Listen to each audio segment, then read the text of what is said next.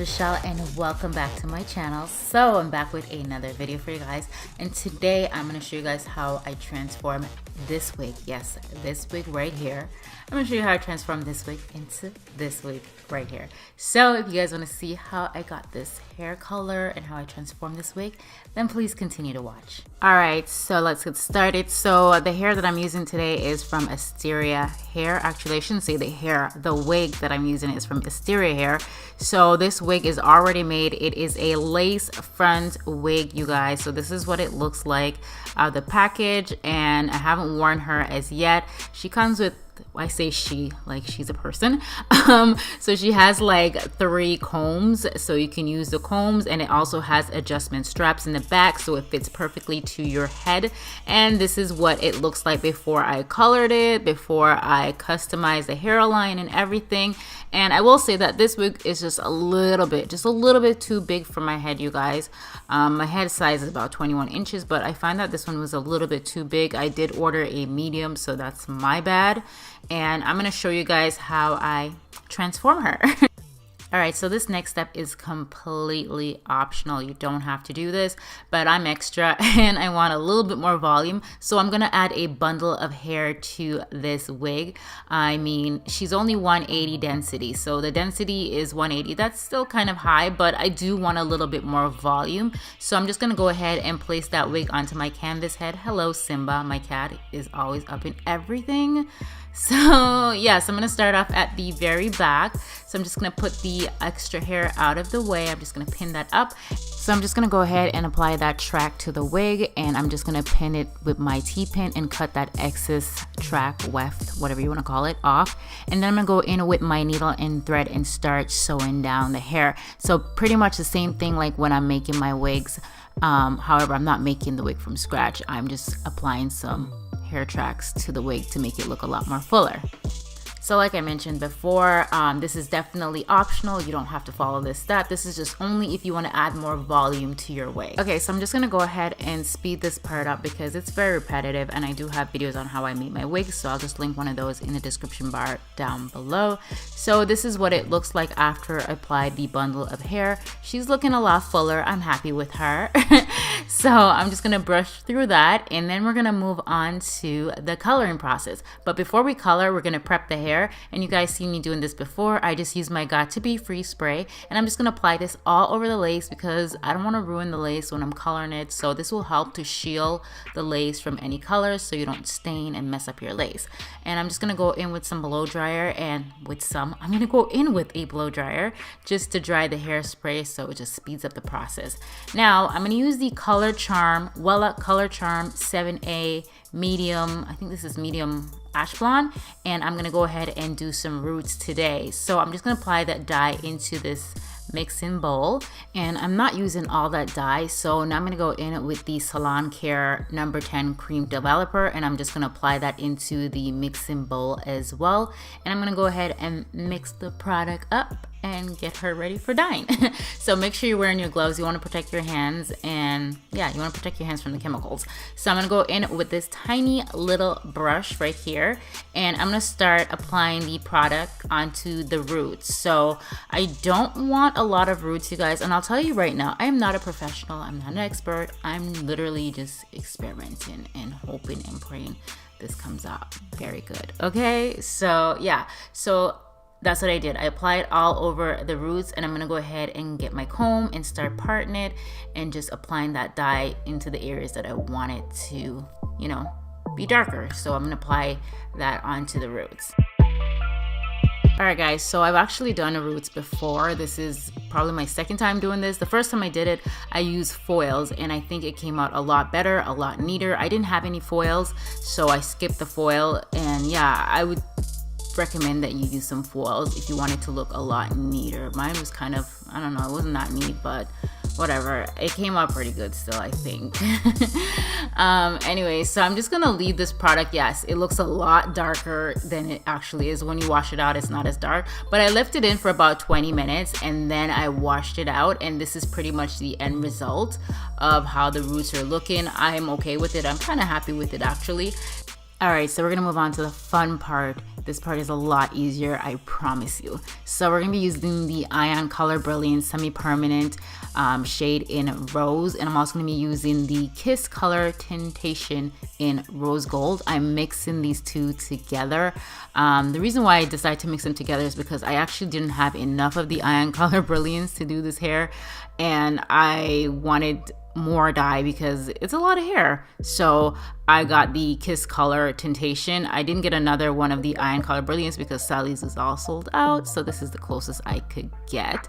So yeah, I mix them together, and now I'm gonna go ahead and apply that dye all over the hair.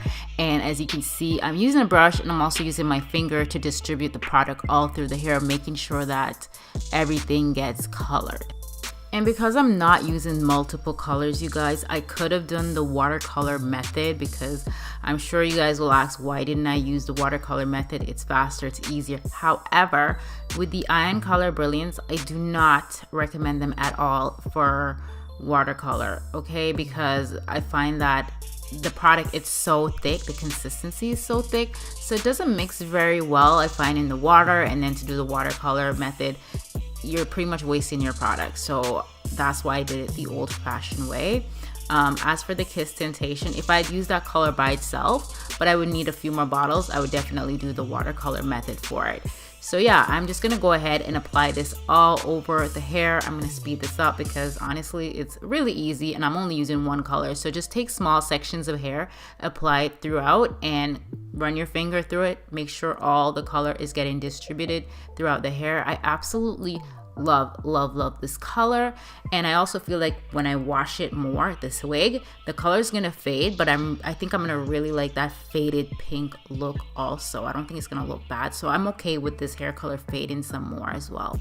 Alright, so now that I'm all done applying the color all over the hair, I'm actually going to let this sit for about 30 minutes, and I'm going to step off camera and wash this out. And this is pretty much what it looks like after I wash it out. I did not use any shampoo in the hair whatsoever. I just used some conditioner. I used Pantene Pro V. That's what I used to wash all my wigs. And I'm going to go in with a tweezer, and I'm going to start customizing that hairline just to make it look a little bit more natural. Now this wig is a pre-plucked wig, so the frontal of the wig is pre-plucked. However, I do have to do a bit more tweezing just to give it a more realistic hairline. So I just tweeze from behind the hairline, and I tweeze just a little bit from the front as well. Not too much, because I don't want my wig to look bald. I don't want her to have any bald spots and look crazy. So I'm just gonna go in with my blow dryer and start blow drying her. I also straighten her off camera, and I apply the wig off camera as well. I do have very detailed videos on how I apply my wigs. There she is, she's on my head now. So yeah, I'm just going with my blow dryer, just making sure that it's laying and she's looking nice and flat. Alright, so this is pretty much what the wig looks like when it is all straightened out. However, I'm going to add some layers because I want to curl my hair too. So I'm going to go in with this dull scissors. It's so dull. I'm struggling. I don't know where my other scissors were, but I'm using these dull scissors, and I'm just going to grab small sections of my hair, and I'm gonna start cutting some layers. Oh my gosh, look at me struggling. So yeah guys, seriously, I'm struggling with the scissors. But yeah, I'm just gonna continue grabbing small sections in the front just so it frames my face, and just put some layers in the front. And I'm also gonna do it for the other side as well. So I'm just going to be cutting this on an angle and creating some layers. So this is how long the hair is when I'm standing. This wig is about 22 inches, and the bundle of hair that I added to it was a 24-inch bundle. So I'm all done cutting this hair. So now I'm going to go ahead and I'm going to style her. I'm going to be doing some nice curls today, some nice loose curls, and I'm going to be using my flat iron to do this. I'm using the Babyliss, is that what it's called? I don't know. I'll put everything in the description bar down below, and I'm gonna go ahead and wrap my hair around the flat iron and just slowly pull it down, and then I'm gonna have these really nice curls. I love using this flat iron for curling hair.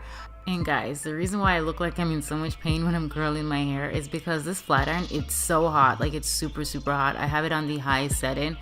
it's best to wear some gloves with this because it heats up pretty fast and it gets really hot, so it's kind of burning my fingers.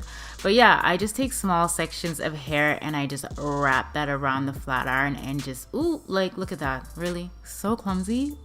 All right, girl, get it together, get it together. So yeah, my facial expression tells you how hot this flat iron is. Anyway, so I'm just grabbing small sections, wrap the hair around and let it go, and you'll have yourself some cute curls. This does take a bit of practice, you guys, to get it right, but I feel like this flat iron was really easy to actually curl the hair because I've tried this with other flat irons and the struggle is real. This is a lot easier even though it's hot. Alright, so I'm looking at my hair. I love the curls. However, I don't like my part. I want my side part to be a little deeper, so I went ahead and I part my hair to the side because I wanted a deeper part, and I'm gonna go in with some hair mousse just to flatten that down so she stays put.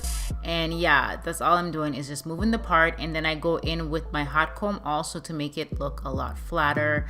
I don't want my wig to look bulky. So yeah, I'm gonna go back in now with my flat iron and just finish curling up this hair. I'm just gonna go ahead and speed this part up because it's repetitive. The side of my hair is pretty much done. I'm gonna go in with my curling one and just curl the very top because I wanna add some volume. And I'm gonna go in with my Got To Be Free spray and just spray the top as well. Go back in with my curling one, and that's how I add volume to the top of my hair. And I'm gonna go ahead and repeat the same steps to the other side, of course, because we're not gonna leave it straight. So yeah, I'm just gonna repeat the steps and speed up this process.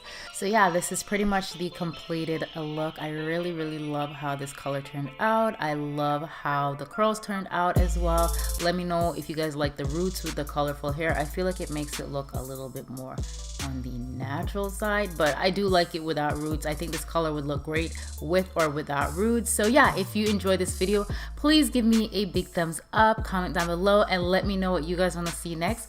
I'll see you in another video very soon. I love you guys so much, and thank you for watching.